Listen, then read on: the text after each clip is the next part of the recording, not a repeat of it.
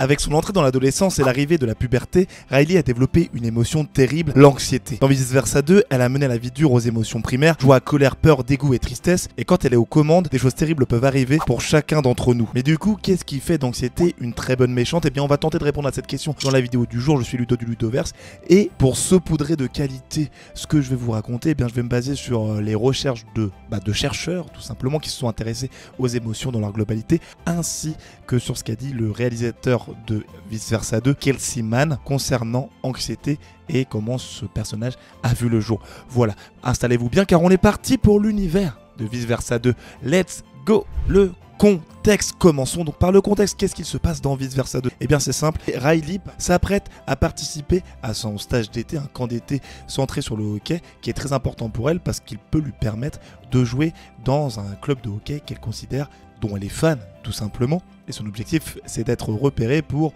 pouvoir bel et bien rejoindre ce club. Elle part avec deux de ses meilleurs amis, ses deux meilleurs amis même, Brie et Grace. Et au cours de son périple, pour aller jusqu'au camp d'été, elle apprend que ses deux amis n'iront pas dans le même lycée qu'elle, parce qu'ils ne seront pas dans la même zone.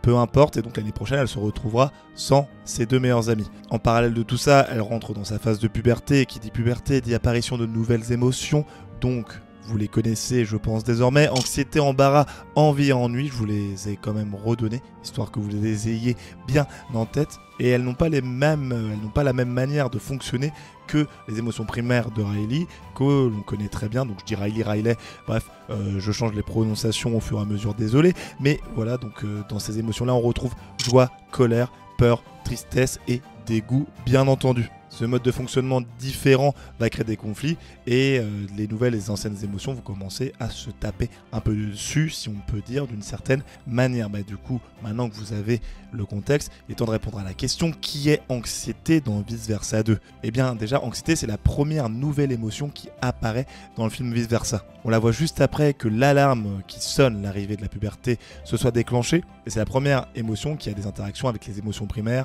joie, etc. Elle arrive avec plein de bagages pour dire voilà, maintenant j'emménage, et qu'on peut déjà interpréter comme une personne qui arrive avec énormément de problèmes. Elle veut à tout prix faire bonne impression, et ça montre déjà qu'elle a une vue ou une pensée vers l'avenir. Donc vous avez compris, le rôle d'anxiété, c'est qu'elle est là pour anticiper les scénarios possibles et chercher à s'y préparer de meilleurs moyens possibles, ou du moins selon sa perception, quitte à faire des choix douteux, afin que la personne qui est touchée par cette anxiété puisse avoir accès à un avenir glorieux ou éviter tout danger potentiel, comme on a pu le voir avec Riley. Quelles sont les caractéristiques physiques d'anxiété? Eh bien déjà, quand on la voit pour la première fois, même dans la suite du film, on voit qu'elle a les cheveux en pétard, elle a des yeux énormes qui sont souvent plissés, on a l'impression qu'elle est tout le temps en mode je n'ai pas beaucoup dormi, je me prends souvent la tête et du coup je suis anxieuse comme émotion. Tiens, étonnant, voilà, bien vu. Elle a le visage allongé et les couleurs prédominantes qui la définissent sont plus le orange, bien entendu, ainsi que le blanc et le marron. Elle est doublée dans le film, cette petite émotion, par Maya Hawke, que vous devez connaître pour son interprétation son rôle dans Stranger Things. Et en France, elle est doublée par Dorothée Pousseau, qu'on ne présente plus. Sa carrière est longue comme deux de mes bras, donc voilà, vous devez bien la connaître également. Répondons donc à la question: pourquoi anxiété est une très bonne méchante? Eh bien déjà, c'est parce que elle n'en est pas totalement une. Sa volonté première, c'est le bien de Riley, et donc elle cherche à tout prix à la protéger, quels que soient les risques encourus ou les décisions à prendre. Elle veut qu'elle ait un avenir serein, et elle est prête à se mettre tout le monde à dos pour atteindre son objectif. Même l'émotion avec laquelle elle a le plus d'affinité, ou du moins qu'elle admire le plus, donc l'émotion joie qui est là depuis le début, et c'est pour ça qu'elle prendra joie, et ainsi que les autres émotions primaires, et les enfermera pour éviter qu'elle lui mette des bâtons dans les roues. Alors qu'au final, joie et anxiété, elles ont exactement le même objectif: que Riley soit heureuse. Que les moyens pour y parvenir sont totalement différents. Et avec anxiété qui prend le contrôle, ça a poussé cette dernière à faire des choix terribles, mais vraiment avec des conséquences désastreuses, ou du moins qui auraient pu l'être. Elle a poussé Riley à mettre ses amis de côté, que sont Grace et Brie, afin de mettre toutes ses chances de son côté en se faisant de nouvelles amies avec qui elle sera forcément dans le nouveau lycée dans lequel elle va faire ses études. Elle redéfinit anxiété totalement le système de croyance de Riley et ainsi que sa personnalité, en mettant en place énormément de souvenirs liés à l'anxiété qu'elle accumulera encore et encore, ce qui lui fait passer d'un système de croyance plutôt sain qui est je suis quelqu'un de bien à un autre système de croyance qui dit je ne vaux rien. Donc comme vous voyez, il y a eu un sacré glow down entre les deux perceptions qu'ont Riley d'elle-même. Anxiété a failli quand même faire tout péter pour Riley, qui aura même dans le film une crise d'angoisse qui est extrêmement bien dépeinte d'ailleurs, je tiens à le préciser, avec Riley qui perd totalement le nord, tellement obnubilée par son envie d'être repérée et d'être sélectionnée pour le club de hockey, elle en vient à jouer contre ses coéquipières,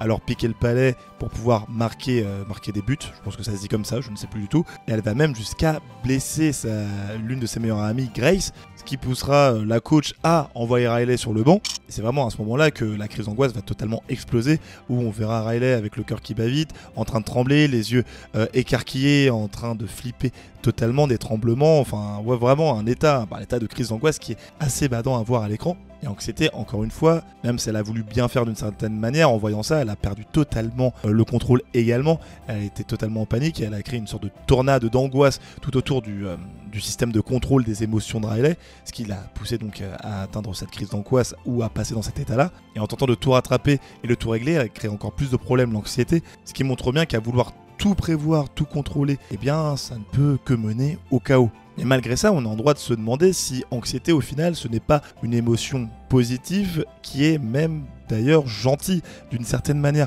Parce que, bon là, je vais me baser sur ce qu'ont dit les chercheurs des chercheurs, et le réalisateur Kelsey Mann de Vice Versa 2, parce qu'effectivement quand Kelsey Mann il cherchait à sélectionner des émotions pour Vice Versa 2, il s'est fait toute une liste et celle qui sortait vraiment du lot, enfin l'une qui sortait vraiment du lot, c'était Anxiété, parce que cette émotion lui parlait énormément et il se disait aussi qu'elle allait parler aux gens dans leur globalité ainsi qu'aux adolescents qui sont directement ciblés, comme on peut le voir avec le personnage de Riley. C'est pour ça qu'il a vite été décidé qu'Anxiété sera un des personnages phares du film, sauf que lorsqu'ils ont commencé à développer le film, eh bien ils se sont rendus compte que en mettant Anxiété en tant que totale méchante, ce qui était le cas au début du projet Vice Versa 2, eh bien ça rendait le tout, ça la rendait pas du tout intéressante. Il a donc demandé à des experts que sont le docteur Kettner et une psychologue appelée D'Amour, de son nom de famille, et il leur a demandé à quoi sert l'anxiété exactement pour chaque être humain, et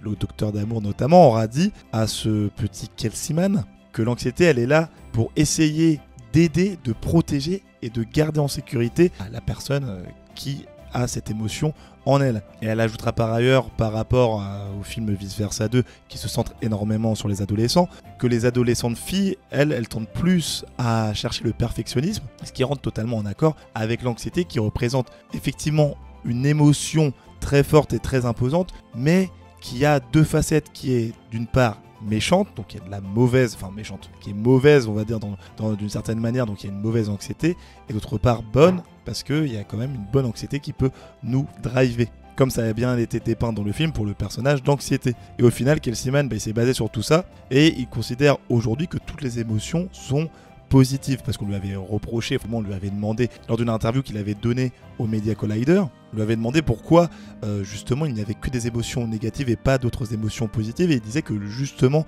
il considérait que toutes les émotions étaient positives suite aux échanges qu'il avait eus avec les différents chercheurs, avec les différents spécialistes. Il en sera venu à la conclusion qu'il faut juste savoir les gérer ces émotions. Et on le voit bien qu'anxiété, même si on peut l'apercevoir directement comme négative, eh bien elle est aussi positive. Et ça a bien été dépeint à la fin du film Vice Versa 2, où les émotions ont effectivement réussi à apprendre à travailler tout ensemble, et que l'anxiété avait quand même son rôle, c'est-à-dire que Joie était là quand même pour l'accompagner et lui dire: calme-toi, on se détend, essaye de contrôler ce que tu peux contrôler, notamment là, qu'est-ce qui va arriver, il y a le contrôle d'espagnol de Riley, je sais pas pourquoi je me souviens de ça, mais c'est resté quand même dans ma tête, donc voilà, il y a le contrôle d'espagnol de Riley, et qu'est-ce que tu peux faire, enfin tu t'es bien manifesté pour qu'elle puisse bien réviser et prévoir ses révisions, etc.